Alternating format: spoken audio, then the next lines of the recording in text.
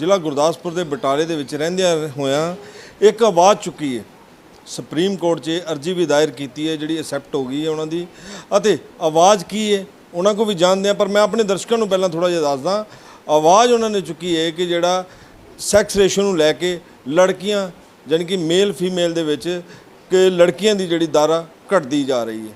ਸੋ ਗੱਲਬਾਤ ਕਰਦੇ ਹਾਂ ਉਹਨਾਂ ਨਾਲ, ਸੁਧੀਰ ਬਾਂਸਲ ਨਾਲ, ਕਿ ਕਿਸ ਤਰ੍ਹਾਂ ਉਹਨਾਂ ਦੇ ਮਨ ਦੇ ਵਿੱਚ ਇਹ ਵਿਚਾਰ ਆਇਆ ਜਿਹੜਾ ਐਡਾ ਲੰਬੇ ਸਮੇਂ ਤੋਂ ਤੁਸੀਂ ਲੱਗੇ ਸੀ, ਅੱਜ ਤੁਹਾਡੀ ਜਿਹੜੀ ਹੈ ਸੁਪਰੀਮ ਕੋਰਟ ਦੇ ਵਿੱਚ ਐਕਸੈਪਟ ਹੋਈ ਹੈ ਐਪਲੀਕੇਸ਼ਨ। ਸਰ ਵਿਚਾਰ ਤੇ ਅਸੀਂ ਚਿੰਤਪੁਰਨੀ, ਕਾਂਗੜਾ, ਜਵਾਲਾ ਜੀ, ਮਾਤਾ ਵੈਸ਼ਨੋ ਦੇਵੀ ਜਾਂਦੇ ਆ, ਉੱਥੇ ਕੰਨਿਆ ਪੂਜਨ ਕਰਨੇ ਆ। ਕਿਉਂ ਨਾ ਅਸੀਂ ਕੰਜਕਾਂ ਨੂੰ ਬਚਾਉਣ ਦੇ ਖਾਤਰ ਇੱਕ ਮੁਹਿੰਮ ਸ਼ੁਰੂ ਕਰੀਏ ਕਿ ਜਿਹਦੇ ਵਿੱਚ ਅਸੀਂ ਫਖਰ ਨਾਲ ਕਹੀਏ ਕਿ ਇਹ ਸਾਡੀ ਬੇਟੀ ਹੈ, ਅਸੀਂ ਇੰਨੀਆਂ ਬੇਟੀਆਂ ਉਨ ਜਾ ਕੇ ਚੜਾਵਾ ਚੜਾਵਾਂਗੇ, ਮੱਥਾ ਲੱਗਣਾ ਕੁਛ ਨਹੀਂ ਹੋਣਾ ਜਿੰਨਾ ਚਿਰ ਅਸੀਂ ਬੱਚੀਆਂ ਨੂੰ ਨਹੀਂ ਬਚਾਵਾਂਗੇ। ਬਸ ਇਹੋ ਹੀ ਵਿਚਾਰ ਮੇਰੇ ਦਿਮਾਗ ਵਿੱਚ ਆਏ, ਜਿਸ ਕਾਰਨ ਮੈਂ ਡਾਟਾ ਇਕੱਠਾ ਕਰਨ ਲਈ ਮੈਂ ਯਤਨ ਕੀਤੇ ਜੀ। ਕਿੰਨਾ ਕੁ ਸਮੇਂ ਇਸ ਨੂੰ ਲੱਗਾ? ਇਸ ਡਾਟੇ ਦੇ ਵਿੱਚੋਂ ਕੀ ਪਾਇਆ? 2 ਸਾਲ ਤੋਂ ਮੈਂ ਤੁਹਾਡੇ ਕੋਲ ਆਉਣਾ, ਕਿੰਨਾ ਕੁ ਸਮੇਂ ਲੱਗਿਆ ਇਸ ਡਾਟੇ ਨੂੰ ਇਕੱਠਾ ਕਰਦਿਆਂ?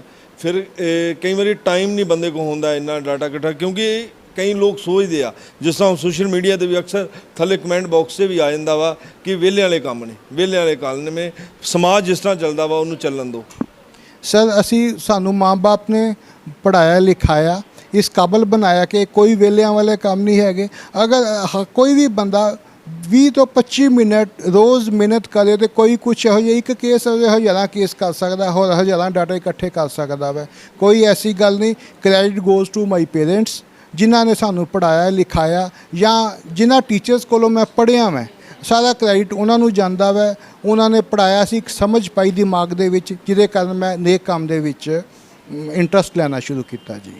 ਤੁਸੀਂ ਦਾਅਵਾ ਕੀਤਾ ਕਿ ਪਹਿਲਾਂ ਲੜਕੀਆਂ ਦੀ ਤੇ ਲੜਕਿਆਂ ਦੀ ਕੈਲਕੂਲੇਸ਼ਨ ਜਿਹੜੀ ਸੀ ਮੇਲ ਫੀਮੇਲ ਦੀ ਸੇਮ ਸੀ, ਲਗਭਗ ਨੀਅਰ ਅਬਾਊਟ ਨੇੜੇ ਸੀ। ਨਹੀਂ ਜੀ ਨਹੀਂ, 1961 ਦੇ ਵਿੱਚ ਲਗਭਗ 1063 ਲੜਕੇ ਸੀ ਔਰ 1000 ਲੜਕੀਆਂ ਸੀ। ਔਰ ਅੱਜ ਸਿਸਟਮ ਇਹ ਹੋ ਗਿਆ ਵਾ, 1991 ਚ 945 ਲੜਕੀਆਂ ਸੀ ਔਰ 1000 ਲੜਕੇ ਸੀ। 2001 ਦੇ ਵਿੱਚ 927 ਲੜਕੀਆਂ ਹੋ ਗਈਆਂ, ਘਟ ਗਈਆਂ, 1000 ਲੜਕਿਆਂ ਨੇ ਮਗਰ। 2011 ਚ 1000 ਲੜਕਿਆਂ ਮਗਰ 914 ਲੜਕੀਆਂ ਰਹਿ ਗਈਆਂ। 2019 ਚ ਹੋਰ ਤਰੱਕੀ ਹੋ ਗਈ, 896 ਲੜਕੀਆਂ ਰਹਿ ਗਈਆਂ 1000 ਲੜਕਿਆਂ ਮਗਰ। 2020 ਦੇ ਵਿੱਚ 899 ਲੜਕੀਆਂ ਰਹਿ ਗਈਆਂ 1000 ਲੜਕਿਆਂ ਦੇ ਵਿੱਚ। ਜਿਹੜਾ ਸੋਰਸ ਆਫ ਹੈਗਾ ਡਾਟੇ ਦਾ, ਉਹ ਸੈਂਸਸ ਆਫ ਇੰਡੀਆ 2011 ਵਿੱਚ ਸਾਰੀ ਡਾਟਾ ਲਿਖਿਆ ਹੋਇਆ ਵਾ, ਔਰ ਨੀਤੀ ਆਯੋਗ ਦੀ SDG ਡਾਟਾ, ਉਹਦੇ ਵਿੱਚ ਸਾਰਾ ਡਾਟਾ ਲਿਖਿਆ ਹੋਇਆ ਜੀ। ਕਰੰਟ ਡਾਟਾ 2019 ਔਰ 20 ਦਾ ਆਪਣਾ ਨੀਤੀ ਆਯੋਗ SDG ਇੰਡੈਕਸ ਦੇ ਵਿੱਚ ਸਾਰਾ ਡਾਟਾ ਅਵੇਲੇਬਲ ਹੈ ਜੀ। ਸਰਕਾਰੀ ਸਾਈਟ ਹੈਗਾ, ਉੱਥੇ ਡਾਟਾ ਅਵੇਲੇਬਲ ਹੈ। ਕੀ ਕਾਰਨ ਮੰਨਦੇ ਹੋ ਤੁਸੀਂ? ਕਾਰਨ ਤੇ ਹੁੰਦਾ ਹੀ ਨਾ, ਹਰ ਕੰਮ ਦੇ ਪਿੱਛੇ ਕੋਈ ਨਾ ਕੋਈ ਕਾਰਨ ਹੁੰਦਾ। ਕੀ ਕਾਰਨ ਮੰਨਦੇ? ਇੱਕ ਲਾਲਚ, ਮਹਿੰਗੀ ਪੜ੍ਹਾਈ। ਮਾਂ-ਬਾਪ ਸਮਝਦੇ ਅਸੀਂ ਸਿਕਿਉਰ ਨਹੀਂ ਹੈਗੇ, ਔਰ ਜੇਕਰ ਮਾਂ-ਬਾਪ ਬੱਚਿਆਂ ਨੂੰ ਪੜ੍ਹਾਉਂਦੇ ਵੀ ਹੈ, ਜਿਹਨੂੰ ਪਤਾ ਲੱਗੇ ਕਿ ਮੈਂ ਮੈਡੀਕਲ ਡਾਕਟਰ ਬਣਾਉਣਾ ਵਾ, 1.25 ਕਰੋੜ ਰੁਪਏ ਦੀ ਜਾਂ 25 ਲੱਖ ਤੋਂ ਲੈ ਕੇ 1.25 ਕਰੋੜ ਰੁਪਏ ਤੱਕ ਖਰਚ ਕਰਨਾ ਵਾ ਮੈਂ ਬੱਚੇ ਨੂੰ MBBS ਕਰਵਾਉਣ 'ਤੇ। ਸਭ ਤੋਂ ਪਹਿਲਾਂ ਜੇ ਬੱਚੇ ਨੂੰ ਪਤਾ ਲੱਗਿਆ ਕਿ ਮਾਂ-ਬਾਪ ਨੇ ਆਪਣੀ ਦੁਕਾਨ ਵੇਚ ਦਿੱਤੀ, ਆਪਣੀ ਕੋਈ ਲਗਜ਼ਰੀ ਆਈਟਮ ਵੇਚ ਦਿੱਤੀ, ਜਾਂ ਆਪਣਾ ਘਰ ਗਿਰਵੀ ਰੱਖ ਕੇ ਮੈਨੂੰ ਪੜ੍ਹਾ ਰਿਹਾ ਵਾ, ਉਹ ਬੱਚਾ ਸੇਵਾ ਨਹੀਂ ਕਰੇਗਾ। ਉਹ ਬੱਚਾ ਜਾਂ ਤਾਂ ਡੈਡ ਬੋਡੀ ਦਾ ਇਲਾਜ ਕਰੇਗਾ, ਜਾਂ ਨੋਰਮਲ ਡਿਲੀਵਰੀ ਨੂੰ ਸਰਜਰੀ ਬਣਾਏਗਾ, ਅਤੇ ਜਾਂ ਅਲਟਰਾਸਾਊਂਡ ਕਰਕੇ ਪੈਸੇ ਪਹਿਲਾਂ ਭਾਪੇ ਦੇ ਪੂਰੇ ਕਰੇਗਾ, ਉਸ ਤੋਂ ਬਾਅਦ 'ਚ ਹੋਰ ਇਨਸਿਕਿਉਰਿਟੀ ਫੀਲ ਹੋਏਗੀ, ਉਹ ਸਾਰੀ ਉਮਰ ਇਹੋ ਹੀ ਕੰਮ ਕਰੇਗਾ ਜੀ। ਜਿਸ ਤਰ੍ਹਾਂ ਹੁਣ ਤੁਸੀਂ ਡਾਟਾ ਵੀ ਲਗਾਤਾਰ ਇਕੱਠਾ ਵੀ ਕੀਤਾ, 2 ਸਾਲ ਦੇ ਲਗਭਗ ਤੁਹਾਨੂੰ ਸਮਾਂ ਲੱਗ ਗਿਆ ਇਸ ਚੀਜ਼ ਤੱਕ ਪਹੁੰਚ। ਕਿੰਨਿਆਂ ਕੁ ਲੋਕਾਂ ਨੇ ਤੁਹਾਡਾ ਸਾਥ ਦਿੱਤਾ? ਕਿਉਂਕਿ ਪਹਿਲਾਂ ਤਾਂ ਆਪਣੇ ਘਰ ਤੋਂ ਸ਼ੁਰੂ ਹੋਣਾ ਪੈਂਦਾ ਵਾ, ਘਰਦਿਆਂ ਨੇ ਵੀ ਤੁਹਾਡਾ ਸਹਿਯੋਗ ਕੀਤਾ ਨਾਲ ਕਿ ਨਹੀਂ? ਜੀ ਬਿਲਕੁਲ, ਮੈਨੂੰ ਘਰਦਿਆਂ ਦਾ ਪੂਰਾ ਸਹਿਯੋਗ ਰਿਹਾ। ਇਹਦੇ ਵਿੱਚ ਮੈਂ ਸ਼ੁਕਰਗੁਜ਼ਾਰ ਹਾਂ ਮੈਂ ਮਿਸਟਰ ਰਾਜੇਸ਼ ਅਗਰਵਾਲ ਜੀ ਦਾ, ਸ਼੍ਰੀਮਤੀ ਮਿਲੁਲ ਅਗਰਵਾਲ ਜੀ ਦਾ, ਔਰ ਮਿਸ ਦੀਕਸ਼ਾ ਅਗਰਵਾਲ ਜੀ ਦਾ, ਸ਼੍ਰੀ ਯਸ਼ਪਾਲ ਸਿੰਗਲਾ ਜੀ ਦਾ। ਉਹਦੇ ਫਾਈਲ ਲਗਭਗ ਸਾਰੀ ਤਿਆਰ ਕੀਤੀ ਮਿਸ ਦੀਕਸ਼ਾ ਅਗਰਵਾਲ ਜੀ ਨੇ, ਜਿਨ੍ਹਾਂ ਨੇ ਕਾਫੀ ਮਿਹਨਤ ਤੋਂ ਬਾਅਦ ਤਕਰੀਬਨ 15 ਤੋਂ 20 ਦਿਨ ਸਖਤ ਮਿਹਨਤ ਕਰਕੇ ਉਹਨਾਂ ਨੇ ਫਾਈਲ ਤਿਆਰ ਕੀਤੀ, ਔਰ ਕਾਫੀ ਮਿਹਨਤ ਉਸ ਬੱਚੀ ਨੇ ਕੀਤੀ, ਜਿਹਨੇ ਇਹ ਸਿਸਟਮ ਨੂੰ ਪੂਰਾ ਦੁਨੀਆ ਸਾਹਮਣੇ ਲਿਆਂਦਾ। ਇਸ ਤੋਂ ਇਲਾਵਾ ਮੈਂ ਸ਼ੁਕਰ ਅਦਾ ਕਰਾਂਗਾ ਮੈਡਮ ਨੀਲਮ ਮਹਾਜਨ ਜੀ ਦਾ, ਜਿਨ੍ਹਾਂ ਨੇ ਕਾਫੀ ਟਾਈਮ ਟੂ ਟਾਈਮ ਮੈਨੂੰ ਗਾਈਡ ਕੀਤਾ, ਸਪੋਰਟ ਕੀਤਾ। ਮੇਘਾ ਅਗਰਵਾਲ ਜੀ ਦਾ ਸ਼ੁਕਰ ਅਦਾ ਕਰਾਂਗਾ, ਜਿਨ੍ਹਾਂ ਨੇ ਟਾਈਮ ਟੂ ਟਾਈਮ ਇਸ ਪੁਆਇੰਟ 'ਤੇ ਡਿਸਕਸ ਕੀਤੀ। ਔਰ ਸਾਰੇ ਦੋਸਤਾਂ ਦਾ ਸ਼ੁਕਰ ਅਦਾ ਕਰਾਂਗਾ, ਚਾਹੇ ਕਿਸੇ ਨੇ ਸਹਿਯੋਗ ਦਿੱਤਾ ਵਾ ਚਾਹੇ ਨਹੀਂ ਦਿੱਤਾ, ਪਰ ਕਿਉਂਕਿ ਸੁਸਾਇਟੀ 'ਚੋਂ ਹੀ ਬੰਦਾ ਸਿੱਖਦਾ ਵਾ, ਚਾਹੇ ਉਹਨਾਂ ਨੇ ਡਾਇਰੈਕਟ ਵੇ ਨਾਲ ਮੈਨੂੰ ਸਹਿਯੋਗ ਨਹੀਂ ਦਿੱਤਾ, ਪਰ ਫਿਰ ਵੀ ਮੈਂ ਉਹਨਾਂ ਦਾ ਸ਼ੁਕਰ ਅਦਾ ਕਰਾਂਗਾ ਕਿਉਂਕਿ ਉਹਨਾਂ ਸੁਸਾਇਟੀ ਦਾ ਅਸਰ ਤੇ ਕੁਝ ਹੋਇਆ ਸੀ ਨਾ ਮੇਰੇ ਉੱਤੇ। ਕੋਈ ਚਿੰਤਾ ਨਹੀਂ ਸਰ। ਕਿਹਨਾਂ ਨੂੰ ਕਾਰਨ ਮੰਨਦੇ ਹੋ ਇਸ ਦੇ ਵਿੱਚ ਜਿਹੜੀ ਰੇਸ਼ੋ ਘਟਦੀ ਜਾ ਰਹੀ ਹੈ ਦਿਨ ਬ ਦਿਨ ਲੜਕੀਆਂ ਦੀ, ਕਿਸ ਨੂੰ ਕਾਰਨ ਮੰਨਦੇ ਹੋ? ਮੇਨ ਕਾਰਨ ਕਿਹਦਾ ਵਾ? ਸਰ ਆਰਟੀਫਿਸ਼ਲ ਇੰਟੈਲੀਜੈਂਸੀ ਨਾ ਹੋਣਾ, ਇੱਕ ਬੰਦੇ ਦਾ ਲਾਲਚ, ਮਹਿੰਗਾਈ ਕਾਰਨ ਹਰ ਬੰਦਾ ਆਪਣੇ ਆਪ ਨੂੰ ਇਨਸਿਕਿਉਰ ਫੀਲ ਕਰਦਾ ਵਾ, ਜਿਹਦੇ ਕਾਰਨ ਉਹਨਾਂ ਦਾ ਲਾਲਚ ਵੱਧਦਾ ਜਾ ਰਿਹਾ ਵਾ। ਉਹ ਕੋਸ਼ਿਸ਼ ਕਰ ਰਹੇ ਆ ਕਿ ਹਾਂ ਬਈ ਠੀਕ ਹੈ ਅਸੀਂ ਹੋਰ ਪੈਸੇ ਕਮਾਈਏ, ਕੱਲ ਪਤਾ ਨਹੀਂ ਕਿ ਉਹਨਾਂ ਅੱਜ ਕਮਾ ਲਈਏ। ਇੱਕ ਕੋਈ ਵੀ ਬੰਦਾ ਆਪਣੇ ਆਪ ਨੂੰ ਸਿਕਿਉਰ ਅੱਜ ਕੱਲ੍ਹ ਨਹੀਂ ਫੀਲ ਕਰ ਰਿਹਾ, ਜੋ ਸਿਸਟਮ ਆ ਗਿਆ ਵਾ ਜਿਹਦੇ ਕਾਰਨ ਇਹ ਪ੍ਰੋਬਲਮ ਆ ਰਹੀ ਹੈ ਜੀ। ਬਿਲਕੁਲ ਜੀ, ਉਹਨਾਂ ਨੇ ਦੱਸਿਆ ਕਿ ਲਾਲਚ ਕਰਕੇ ਹੀ ਸਾਰਾ ਕੁਝ ਹੋ ਰਿਹਾ ਵਾ। ਹੋਰ ਵੀ ਗੱਲਬਾਤ ਜਾਣਦੇ ਆ ਕਿ ਜਿਸ ਤਰ੍ਹਾਂ ਤੁਸੀਂ ਦੱਸ ਰਹੇ ਹੋ ਕਿ 2 ਸਾਲ ਲਗਾਤਾਰ ਤੁਹਾਨੂੰ ਮਿਹਨਤ ਕਰਨੀ ਪਈ ਇਸ ਦੇ ਮਤਲਬ ਪਹੁੰਚਣ ਤੱਕ, ਡਾਟੇ ਤੱਕ ਪਹੁੰਚਣ ਤੱਕ, ਪਰ ਤੁਸੀਂ ਆਪਣੇ ਹਿਸਾਬ ਨਾਲ ਕੈਲਕੂਲੇਸ਼ਨ ਤੇ ਕਰ ਲਈ, ਪਰ ਉਸ ਕੈਲਕੂਲੇਸ਼ਨ ਦਾ ਕੀ ਮਤਲਬ ਕਿ ਤੁਸੀਂ ਦਾਅਵਾ ਕਰਦੇ ਹੋ ਕਿ ਕੈਲਕੂਲੇਸ਼ਨ ਬਿਲਕੁਲ ਐਗਜ਼ੈਕਟ ਠੀਕ ਆ ਕਿ ਜਿਹੜਾ 1 ਸਾਲ ਦੇ ਵਿੱਚ 5.5 ਲੱਖ ਲੜਕੀਆਂ ਦੀ ਡੈਥ ਹੋ ਰਹੀ ਹੈ? ਡਾਟਾ ਸੈਂਸਸ ਆਫ ਇੰਡੀਆ ਔਰ ਨੀਤੀ ਆਯੋਗ ਦੀ SDG ਇੰਡੈਕਸ ਵਿੱਚੋਂ ਹੀ ਤੁਹਾਨੂੰ ਮਿਲ ਜਾਏਗਾ। ਤੁਸੀਂ ਜਦੋਂ ਮਰਜ਼ੀ ਕੋਈ ਵੀ ਨੀਤੀ ਆਯੋਗ ਦੀ ਸਾਈਟ ਤੇ ਖੋਲੋ, ਉੱਥੇ ਤੁਹਾਨੂੰ ਡਾਟਾ ਮਿਲ ਜਾਏਗਾ। ਤੁਸੀਂ ਆਪ ਕੈਲਕੂਲੇਸ਼ਨ ਕਰੋਗੇ, ਕੈਲਕੂਲੇਸ਼ਨ ਸ਼ੀਟ ਵੀ ਮੈਂ ਤੁਹਾਨੂੰ ਦੇ ਰਿਹਾ ਮੈਂ, ਤੁਸੀਂ ਦੇਖੋਗੇ ਕਿ ਵਾਕਈ ਹੀ ਇੰਨੀ ਫਿਗਰ ਆ ਰਹੀ ਹੈ। ਹੋ ਸਕਦਾ ਵਾ ਤੁਸੀਂ 5.5 ਲਿਖੋ, 5 ਲੱਖ ਤੇ ਹੈ ਨਹੀਂ, ਮਰਡਰ ਤੇ ਇੱਕ ਵੀ ਮਾਨ ਨਹੀਂ ਹੈਗਾ, ਤੇ ਫਿਰ 5 ਲੱਖ ਲੜਕੀਆਂ ਬਣਦੀਆਂ ਵੈ ਸਰ। ਪੰਜਾਬ ਸਰਕਾਰ ਵੱਲੋਂ ਇਸ ਸੈਕਸ ਰੇਸ਼ੋ ਨੂੰ ਕੰਟਰੋਲ ਕਰਨ ਵਾਸਤੇ ਜਾਂ ਸੁਧਾਰ ਕਰਨ ਵਾਸਤੇ ਕੋਈ ਫੰਡ ਵੀ ਇਸ਼ੂ ਹੁੰਦੇ ਆ ਜਾਂ ਦਿੱਤੇ ਜਾਂਦੇ? ਜੀ ਬਿਲਕੁਲ ਫੰਡਸ ਇਸ਼ੂ ਹੁੰਦੇ ਆ, ਜਿਹੜੇ ਕਿ ਕੁਝ ਡਿਸਟ੍ਰਿਕਟ ਵਿੱਚ ਹੋਏ ਆ। ਕੁਝ ਡਿਸਟ੍ਰਿਕਟ ਦੇ ਸਿਵਲ ਸਰਜਨ ਨੇ ਮੈਨੂੰ ਕਿਹਾ ਵਾ ਸਾਨੂੰ 1 ਰੁਪਈਆ ਵੀ ਨਹੀਂ ਆਇਆ ਇਸ ਦੇ ਵਿੱਚ। ਔਰ ਉਹਦੇ ਵਿੱਚ ਸਭ ਤੋਂ ਪਹਿਲਾਂ ਮੈਂ ਡਿਸਕਸ ਕਰਾਂਗਾ ਕਿ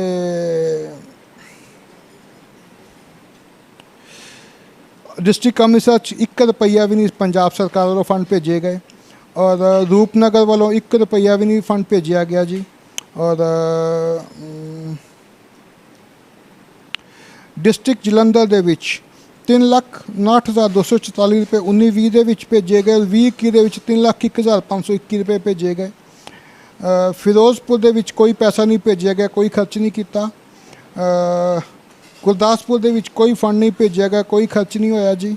ਪੰਸਲ ਸਾਹਿਬ, ਇਹ ਤੇ ਤੁਸੀਂ ਡਾਟਾ ਕਲੈਕਟ ਕਰ ਲਿਆ, ਫੰਡ ਕੋਈ ਨਹੀਂ ਆਇਆ, ਪਰ ਨਲਾਇਕੀ ਕਿਹਦੀ ਹੈ ਇਸ ਵਿੱਚ? ਕੋਈ ਨਾ ਕੋਈ ਕਿਸੇ ਨਾਲ ਦੀ ਨਲਾਇਕੀ ਤੇ ਹੈਗੀ ਹੈ ਨਾ ਇਸ ਦੇ ਵਿੱਚ। ਨਲਾਇਕੀ ਆਮ ਜਨਤਾ ਦੀ ਜੀ, ਸ਼ਰਾਬ ਪੀ ਕੇ ਅਸੀਂ ਚੁਣਨੇ ਆ। ਅਸੀਂ ਅਗਰ ਸਹੀ ਬੰਦੇ ਚੁਣੀਏ, ਪੜ੍ਹੇ ਲਿਖੇ ਬੰਦੇ ਚੁਣੀਏ, ਸਾਨੂੰ ਕਦੀ ਵੀ ਇਹ ਪ੍ਰੋਬਲਮ ਨਹੀਂ ਆਏਗੀ। ਇਹ ਨਲਾਇਕੀ ਇੱਕ ਆਮ ਬੰਦੇ ਦੀ ਹੈ ਜਿਹੜੇ ਕਿ ਸ਼ਰਾਬ ਪੀ ਕੇ ਇਹਨਾਂ ਨੂੰ ਵੋਟ ਪਾਉਂਦੇ ਆ। ਅਸੀਂ ਇਲੈਕਸ਼ਨਾਂ ਦੇ ਵਿੱਚ ਪਾਰਟੀਆਂ ਦੇਖਦੇ ਆ, ਬੰਦੇ ਨਹੀਂ ਦੇਖਦੇ, ਜਾਂ ਬੰਦੇ ਦੇਖਦੇ ਪਾਰਟੀ ਨਹੀਂ ਦੇਖਦੇ। ਕਸੂਰਵਾਰ ਆਮ ਪਬਲਿਕ ਵੀ ਸਰਕਾਰਾਂ ਤੇ ਹੈ ਹੀ ਹੈ, ਪਰ ਸਰਕਾਰ ਨੂੰ ਕਹਿਣ ਤੋਂ ਪਹਿਲਾਂ ਅਸੀਂ ਸਾਰੇ ਹੀ ਥੋੜ੍ਹੇ ਇਸ ਚੀਜ਼ ਦੇ ਜ਼ਿੰਮੇਵਾਰ ਹੈਗੇ ਹਾਂ। ਔਰ ਅੱਜ ਜਿਸ ਤਰ੍ਹਾਂ ਮੈਂ ਆਵਾਜ਼ ਉੱਚੀ, ਕੱਲ੍ਹ ਨੂੰ ਤੁਸੀਂ ਵੀ ਉਠਾਓਗੇ, ਤੁਹਾਡੀ ਵੀ ਸੁਣੀ ਜਾਏਗੀ। ਅਸੀਂ ਸਾਰੇ ਮਿਲ ਕੇ ਇੱਕ ਸਿਸਟਮ ਨੂੰ ਜਗਾ ਸਕਦੇ ਹਾਂ। ਅਸੀਂ ਕਿਉਂ ਨਾ ਐਸਾ ਕਰੀਏ ਕਿ ਸਿਸਟਮ ਜਾਗੇ, ਜਿਹਦੇ ਨਾਲ ਹਰ ਕ੍ਰਾਈਮ ਘਟ ਜਾਵੇ ਜਾਂ ਖਤਮ ਹੋ ਜਾਵੇ। ਬਿਲਕੁਲ ਜੀ, ਸੁਧੀਰ ਬਾਂਸਲ ਨੇ ਐਡਵੋਕੇਟ, ਨਾਲ ਨੇ ਉਹਨਾਂ ਦੇ ਸਾਬਕਾ ਕਾਉਂਸਲਰ ਨੀਲਮ ਮਹਾਜਨ ਜੀ। ਉਹਨਾਂ ਨਾਲ ਵੀ ਗੱਲਬਾਤ ਕਰਦੇ ਹਾਂ ਕਿ ਕਿਸ ਤਰ੍ਹਾਂ ਦੇਖਦੇ ਨੇ ਇਸ ਤੁਸੀਂ ਵੀ ਬੜੀ ਮਿਹਨਤ ਕੀਤੀ ਹੈ, ਦੱਸਿਆ ਬਾਂਸਲ ਸਾਹਿਬ ਨੇ, ਐਡਵੋਕੇਟ ਸਾਹਿਬ ਨੇ, ਕਿ ਤੁਸੀਂ ਵੀ ਇਸ ਫਾਈਲ ਨੂੰ ਤਿਆਰ ਕਰਨ ਲੱਗੇ ਜਾਂ ਐਪਲੀਕੇਸ਼ਨ ਉੱਥੇ ਦਾਇਰ ਕਰਨ ਵਾਸਤੇ ਸੁਪਰੀਮ ਕੋਰਟ 'ਚ ਤੁਸੀਂ ਵੀ ਬੜੀ ਮਿਹਨਤ ਕੀਤੀ ਹੈ। ਕਿਸ ਤਰ੍ਹਾਂ ਦੇਖਦੇ ਹੋ ਇਹਨਾਂ ਦੇ ਫੈਸਲੇ?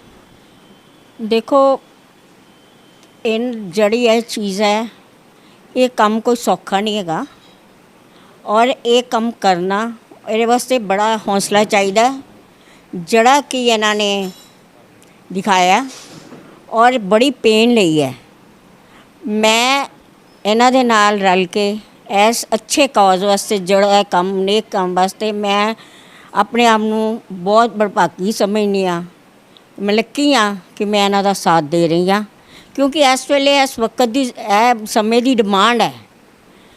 ਅਸੀਂ ਔਰਤ ਨੂੰ ਸ੍ਰਿਸ਼ਟੀ ਦੀ ਰਚੇਤਾ ਸਮਝਦੇ ਹਾਂ।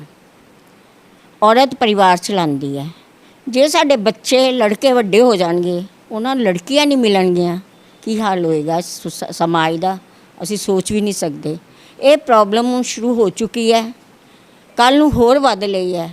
ਅਗਰ ਅਸੀਂ ਹੁਣ ਵੀ ਨਾ ਸੰਭਲੇ ਤਾਂ ਫਿਰ ਬਹੁਤ ਦੇਰ ਹੋ ਜਾਏਗੀ।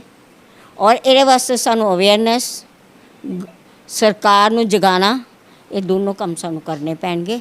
ਉਹਦੇ ਸਿਸਟਮ ਨੂੰ ਵੀ ਸਾਨੂੰ ਕੋਸ਼ਿਸ਼ ਕਰਨੀ ਪਏਗੀ, ਸਰਕਾਰ ਇਹ ਸਿਸਟਮ ਨੂੰ ਠੀਕ ਕਰੇ। ਨੀਲਮ ਜੀ, ਅੱਜ ਨਵਰਾਤਰਿਆਂ ਦੀ ਸ਼ੁਰੂਆਤ ਹੋ ਚੁੱਕੀ ਹੈ, ਠੀਕ ਹੈ। ਉਸ ਤੋਂ ਬਾਅਦ ਦੇਖਿਆ ਜਾਏ, ਇੱਕ ਔਰਤ ਨੂੰ ਹੀ ਲਾਲਸਾ ਹੁੰਦੀ ਹੈ ਕਿ ਮੇਰੇ ਕੋਲ ਬੇਟਾ ਹੋਏ, ਜਾਂ ਤਾਂ ਸੱਸ ਹੋ ਜਾਏਗੀ ਤੇ ਜਾਂ ਉਸ ਦੀ ਮਾਂ ਹੋ ਜਾਏਗੀ। ਦੋਨਾਂ ਪਾਸੋਂ ਮਤਲਬ ਕਿ ਜਿਹੜਾ ਆਦਮੀ ਹੁੰਦਾ ਉਹਨੂੰ ਕਦੇ ਨਹੀਂ ਇਹ ਲਾਲਸਾ ਹੁੰਦੀ। ਉਹ ਸੋਚਦਾ ਜੋ ਵੀ ਆਏਗਾ, ਪਹਿਲਾ ਬੱਚਾ ਆਏ, ਧੀ ਹੋਏ ਜਾਂ ਪੁੱਤ ਹੋਏ, ਮੈਂ ਐਕਸੈਪਟ ਕਰੂੰਗਾ।